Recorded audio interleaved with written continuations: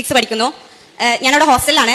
അപ്പോൾ റൂമിലുള്ള എല്ലാവരും സിനിമയും സംഗീതത്തെയൊക്കെ അനുകൂലിക്കുമ്പോൾ നമ്മളതിനെ അനുകൂലിക്കാത്തത് കാണുമ്പോൾ അവരുടെ ഭാഗത്തുനിന്ന് ഉണ്ടാകുന്ന ചോദ്യമാണ്, എന്താ ഇപ്പോൾ സിനിമയും സംഗീതത്തെയൊക്കെ എന്താണ് അതുകൊണ്ടൊക്കെ ഉള്ള ഒരു ദോഷം? നമ്മളിപ്പോൾ ഒരു നോവലോ അല്ലെങ്കിൽ ഒരു ബുക്കൊക്കെ വായിക്കുന്നു, ഒരു കഥ വായിക്കുന്നു, അപ്പൊ അതിനെ മനസ്സിൽ വിഷ്വലൈസ് ചെയ്ത് കാണാറുണ്ട് എപ്പോഴും. അത് തന്നെയല്ലേ എവിടെയും സംഭവിക്കുന്നുള്ളൂ. ഒരു കഥനെ നമുക്ക് വിഷ്വലൈസ് ചെയ്ത് കാണിച്ചു തരുന്നു, അതിലെന്താണ് തെറ്റ്? അതുവഴി നമുക്ക് ഒരുപാട് അറിവ് ലഭിക്കുന്നുണ്ട്. ഇംഗ്ലീഷ് സിനിമയൊക്കെ കാണുന്നത് നമുക്ക് ഇംഗ്ലീഷൊക്കെ നല്ല ഇമ്പ്രൂവ് ചെയ്യുക, ഇതൊക്കെയാണ് അവരുടെ വാദം ഉണ്ടാവാറ്. അപ്പോൾ ശരിയായിട്ട് നമ്മൾ എന്തെങ്കിലും അവരോട് അതിനെ എതിർത്ത് പറഞ്ഞാൽ അവർ അതിനൊക്കെ മറച്ചു വെക്കുന്ന തരത്തിലാണ് അവരുടെ സംസാരം. അപ്പോൾ എന്താണ് ശരിയായിട്ടുള്ള ഇസ്ലാമിന്റെ ഒരു കാഴ്ചപ്പാട് സിനിമയുടെയും സംഗീതത്തിനൊക്കെ എതിരെ? അസ്സലാമു അലൈക്കും.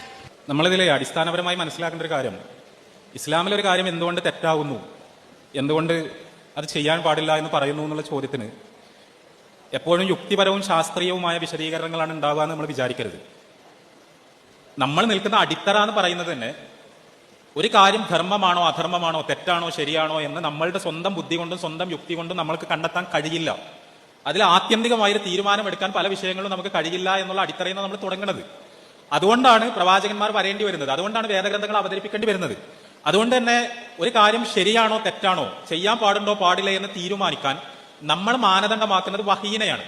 നമ്മളോട് സ്നേഹമുള്ള, നമ്മളുടെ ജീവിതാവസ്ഥകളെ കുറിച്ച് അറിയുന്ന അള്ളാഹു, നമ്മൾക്കൊരു കാര്യം ഗുണകരമാണോ ദോഷകരമാണോ എന്ന് സമ്പൂർണ്ണമായി അറിയുന്നവനായ അള്ളാഹു ഏതെങ്കിലും ഒരു കാര്യം തെറ്റ് എന്ന് പറഞ്ഞിട്ടുണ്ടെങ്കിൽ അത് തെറ്റാണ്, ശരി എന്ന് പറഞ്ഞിട്ടുണ്ടെങ്കിൽ അത് ശരിയാണ് എന്ന ബോധ്യമാണ് നമ്മൾക്കുള്ളത്.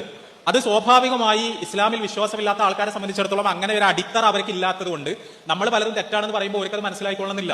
ഇപ്പൊ ഞാനിവിടെ നേരത്തെ പറഞ്ഞ വിഷയങ്ങളൊക്കെ തന്നെ സ്ത്രീ പുരുഷ ഇടകലരലുകൾ എന്ന് പറഞ്ഞാൽ അതിന് യുക്തിപരമായി ന്യായങ്ങൾ ഉണ്ടാകാം, ശാസ്ത്രീയമായി നമുക്ക് പറയാവുന്ന കാര്യങ്ങൾ ഉണ്ടാകാം. പക്ഷേ അതിന്റെ അപ്പുറത്ത് അള്ളാഹുവും റസൂലും ഒരു കാര്യം തെറ്റാണെന്ന് പറഞ്ഞാൽ അത് തെറ്റ് എന്ന ബോധ്യമാണ് നമ്മൾക്ക് ഉണ്ടാവേണ്ടത്.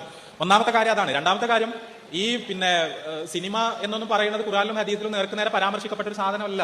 ഖുർആനിലും ഹദീസിലൊന്നും സിനിമ അല്ലെങ്കിൽ മൂവി എന്നൊന്നും പറയുന്ന ഒരു വാക്ക് ഉണ്ടാവില്ലല്ലോ, അതിന് തത്തുല്യമായ ഒരു സാധനം ഉണ്ടാവില്ല. കാരണം റസൂലുള്ളാഹി സ്വല്ലല്ലാഹി അലൈഹി വസല്ലമയുടെ കാലത്തില്ല, പ്രവാചകൻ സ്വല്ലല്ലാഹി അലൈഹി വസല്ലമയുടെ സഹാബിമാരുടെ ഒന്നും കാലത്തില്ലാത്ത പുതിയൊരു ടെക്നോളജിയാണത്. ആ ടെക്നോളജിയെ കുറിച്ച് സ്വാഭാവികമായും അതിന്റെ ആവിഷ്കാരങ്ങളെ കുറിച്ച് പണ്ഡിതന്മാർ ഖുർആന്റെയും ഹദീസിന്റെ അടിസ്ഥാനത്തിൽ അത് ഖുർആനും ഹദീസും വിലക്കിയ എന്തെങ്കിലും എലമെന്റ്സ് അതിലുണ്ടോ എന്നാണ് പറയാം. അതല്ലാതെ ഇപ്പോൾ വീഡിയോഗ്രാഫി തെറ്റാണെന്നോ ഏതെങ്കിലും ഒരു രംഗാവിഷ്കാരം തെറ്റാണ് എന്നോ സമൂഹത്തിന് ഏതെങ്കിലും ഒരു സന്ദേശം കൊടുക്കാൻ വേണ്ടി പുതിയ ടെക്നോളജി ഉപയോഗിക്കുന്നത് തെറ്റാണെന്നോ അല്ലല്ലോ അവർ പറയുന്നത്. പണ്ഡിതന്മാർ പറയുന്നത് എന്താണെന്ന് വെച്ചാൽ സിനിമയുടെ ഉള്ളടക്കമായി വരുന്ന പല കാര്യങ്ങളും കാണാൻ പാടില്ലാത്ത കാര്യങ്ങളാണ്. അത് സ്വാഭാവികമാണ്. കാരണം സിനിമ ഉണ്ടാക്കുന്ന ആൾക്കാർ എന്ന് പറഞ്ഞാൽ അവരുടെ ഒരു ധാർമ്മിക വീക്ഷണത്തിനനുസരിച്ചായിരിക്കും സിനിമ ഉണ്ടാക്കുക. അപ്പൊ അതിൽ കാണാൻ പാടില്ലാത്ത പലതും ഉണ്ടാകും. ഉദാഹരണമായിട്ട് ഇപ്പോൾ സ്ത്രീകളുടെ ശരീരത്തെ പ്രദർശന വസ്തുവാക്കുന്ന രംഗങ്ങൾ ഉണ്ടാകാം. അവരുടെ ശരീരത്തെ നേരത്തെ പറഞ്ഞ പോലെ അതിന്റെ സൗന്ദര്യത്തെ പ്രൊജക്ട് ചെയ്യുന്ന, അവരുടെ ബോഡി പാർട്സ് എക്സ്പോസ് ചെയ്യുന്ന രംഗങ്ങൾ ഉണ്ടാവാം. അത്തരത്തിലുള്ള പലതും ഉണ്ടാകാം. അപ്പൊ അതുകൊണ്ടാണ് അതിനെ വിമർശിക്കുന്നത്, അതല്ലാതെ ഒരു ടെക്നോളജി എന്നുള്ള നിലക്കോ ഒരു ആവിഷ്കാര രീതി എന്നുള്ള നിലക്കോ അല്ല. അപ്പൊ അതുകൊണ്ട് തന്നെ ആ ഭാഗങ്ങൾ, അവിടെ ധാർമ്മികമായ വിയോജിപ്പുകൾ എന്ന് പറഞ്ഞാൽ സ്വാഭാവികമായും മുസ്ലിങ്ങൾക്ക് ഉണ്ടാവും. അത് നമ്മൾ ചെയ്യാൻ പാടില്ല എന്ന് പറയുന്നത് നമ്മളെ നന്മക്ക് വേണ്ടി തന്നെയാണ്. ഇപ്പോ സിനിമയിൽ നിന്ന് ഒരുപാട് അറിവ് കിട്ടുന്നുണ്ടെന്നാണ് പറയുന്നത്. സിനിമയിൽ നിന്ന് ഒരുപാട് അറിവ് കിട്ടുന്നുണ്ട്. നമ്മള് ഇപ്പൊ കഴിഞ്ഞൊരു ചാനൽ ചർച്ചയിലെ ഇടതുപക്ഷ പ്രതിനിധി പറഞ്ഞത് കേരളത്തിലെ സിനിമകളിൽ മുഴുവൻ പെൺവിരുദ്ധതയാണ്, പെൺവിരുദ്ധമായ ഡയലോഗുകളാണ്. ഇത് നമ്മളുടെ പൊതുബോധത്തിനെ നശിപ്പിക്കുന്നു, ആൾക്കാരുടെ മനസ്സിനെ ദുഷിപ്പിക്കുന്നു, ആൾക്കാരുടെ മനസ്സിൽ സ്ത്രീ വിരുദ്ധത ഇട്ട് കൊടുക്കുന്നു എന്ന് അദ്ദേഹം നമ്മളോട് പറയാണ്. കേട്ടാ തോന്നുന്നു നമ്മളാണ് ഈ സിനിമ മുഴുവൻ ഉണ്ടാക്കിയതെന്ന്. ഇത് നമ്മൾക്ക് ഇതിൽ എന്താ റോൾ ഉള്ളത്?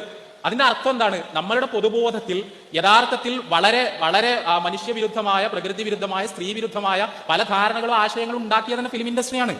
സിനിമനെ വിഗ്രഹവൽക്കരിക്കാനും വിശുദ്ധവൽക്കരിക്കാനോ ആർക്കെങ്കിലും പറ്റുമോ? അപ്പൊ ഇവിടുത്തെ ക്രൈമുകൾ, ആ ക്രൈമുകൾ ഉണ്ടാക്കുന്നതിൽ, അതിന് ഇൻസ്പിറേഷൻ കൊടുക്കുന്നതിൽ, അതിന് ആവശ്യമായ ഉള്ളടക്കം കൊടുക്കുന്നതിൽ, മുൻമാതൃകകൾ കൊടുക്കുന്നതിൽ ഫിലിമിന് ഭയങ്കര പങ്കുണ്ട്.